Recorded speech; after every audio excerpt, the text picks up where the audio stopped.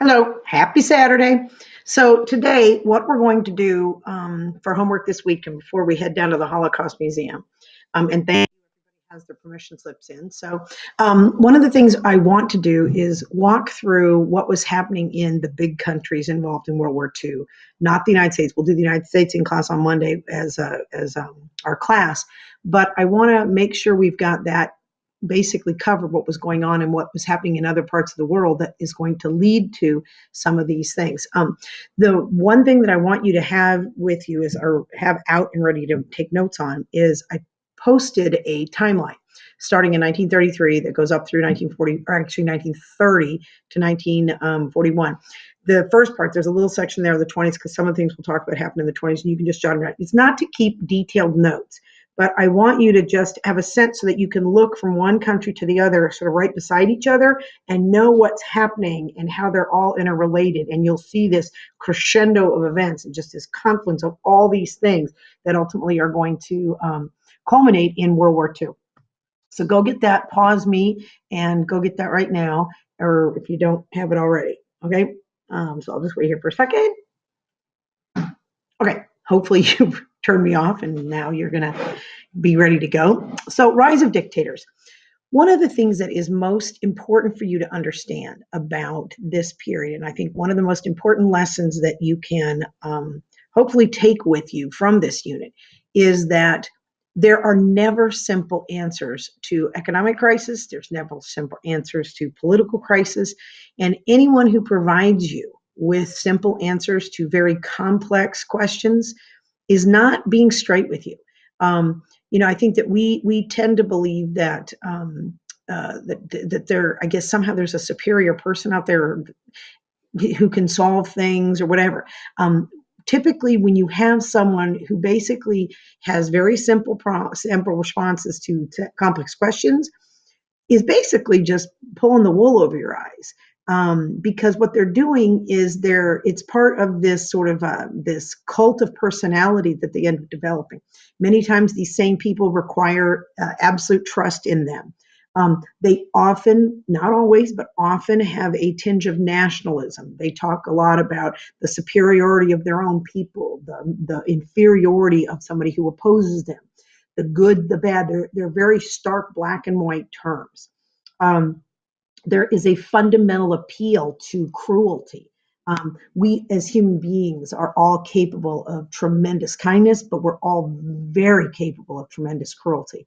And I think that there is a crude element that dictators will appeal to that makes it so that it speaks to a certain part of us that we try to control, I think, as human beings. Myself, it's my opinion. But anyway, the other thing is one thing they will push people towards is this nationalism, this patriotism, that you're absolutely love your country. And that's one of the things we're going to talk about. When you complicate this and what's going on in the countries we're going to look at, and then you add to that the very real factor of an economic depression, and we find ourselves in very, very difficult times. So what I want to do is I want to start with the Soviet Union. And because this starts long time before we get into World War II. In fact, you have to go all the way back to World War I and understand that during World War I, when Russia pulls out, it's because they are in the middle of a communist revolution. The October Revolution of 1917 is basically when Lenin comes back to Russia after having been exiled to Switzerland. He will come back and they will sign a treaty with Germany, the Treaty of Brest-Litovsk, in which they will remove themselves from the war, promising bread and, bread and work for the people. They will then go about, basically, they kill off all their opponents. Kerensky is murdered, and they will assume total control. They will establish themselves as what's called the Union of Soviet Socialist Republics in 1924, after they officially defeat the revolutionary forces, or the Republican forces, the whites. So you've got that civil war that's going to rage in Russia from the end of the war. So they pull out from having lost those millions and millions of people. They're going to go right into a civil war where they're going to lose millions and millions of more. And by the end of it, the Bolsheviks will seize control, and you will have them establishing themselves in 1924. What's interesting is that Lenin is actually is not going to be fully capable of assuming the mantle of leadership. He will suffer a stroke in 1922 and will sort of be around, and he'll be, sort of symbolically there, but will never really fully be in charge. And there's a number of people vying for that leadership role to come in after his death. Lenin is going to die in January of 1924, but not before. There's a number of machinations that begin already between really two of the top contenders for the job. You've got Joseph Stalin and Leon Trotsky. They are both very, very high up in the Soviet apparatus, but very, very different. Leon Trotsky is the quintessential intellectual, brilliant, arrogant, the smartest guy in the room, but did not have the communication skills and the ability to connect with people on a human level. And so a lot of people found him arrogant, standoffish. He didn't really appeal to people who worked with him. And he's up against a guy like Stalin. Stalin is just this working man stiff. He is not a particularly appealing guy, but he was scary as heck, and people did not like him in the sort of likable way, but they were all afraid of him. But it was pretty clear from Lenin's letters and everything we've seen from him that and there's the three of them right here. There's young Stalin, young Lenin, young Trotsky, that it was expected that Trotsky would take power after his death. The idea was that they were a socialist. You see here it says Lenin's thoughts on Stalin, and Trotsky. I should say Trotsky. That should say Trotsky. I think that you got to probably fix that in your thing too. Trotsky, yeah. Comrade Trotsky, on the other hand, as his struggle against CC on the question of People's Commissar to Communications has already proved, is distinguished not only by outstanding ability, he is personally perhaps the most capable man in the present, but he has displayed excessive self-assurance and shown excessive preoccupation with purely administrative side of work. Meaning he's a good apparatchik, he's a good bureaucrat, but he doesn't really have that appeal that you are going to need. When he talks about Stalin, on the other hand, Comrade Stalin, having become Secretary General, has unlimited authority concentrated in his hands, and I am not sure whether he will always be capable of using that authority with sufficient caution. Stalin is too coarse, and this defect, although quite tolerable in our midst, becomes intolerable in Secretary General. That is why I suggest that the comrades think about a way of removing Stalin from that post. So these are Lenin's parting words, right, on this guy. Socialism in one country. Stalin is going to quickly move after Lenin's death. I mean, things like he gave Trotsky the wrong date of the funeral, and literally Trotsky missed the funeral. So that just becomes this huge national thing. He's actually going to be exiled from the country and end up in South America, where Stalin's men are going to basically be after him. What happens to him? Eventually, he will be assassinated by the Soviet secret police in Mexico and ice picked to the head in 1940. So, like I said, he is not somebody to be trifled with, Mr. Stalin. And once Trotsky's out of the picture and off in South America, he will establish very firmly a communist dictatorship. Now, the way the communist dictatorship works, it's government ownership of all property and capital. The idea that they're going to promote in this communist system is that everything must be shared. Everything must be distributed, the capital, the property, everything, so that there is no more inequality. And then they would set up these 5-year plans for how they were going to achieve certain goods or certain levels of accomplishment. There was the industrialization, which is to try to bring them from really the dark ages up into a modern world.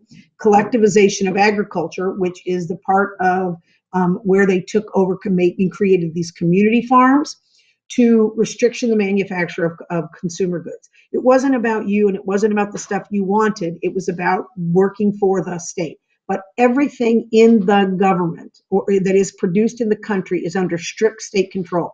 By 1930s, there are some estimates by the early 30s, 91% of the land in what was the Soviet Union had been collectivized. And what that means is that had been taken over by the state, and the state controlled all aspects of production. Okay, the idea being that if we can get really super organized, we can produce more, have higher returns, and all of that money will in turn allow us to take care of all the people. Okay, same thing with industrialization. Larger surpluses, right?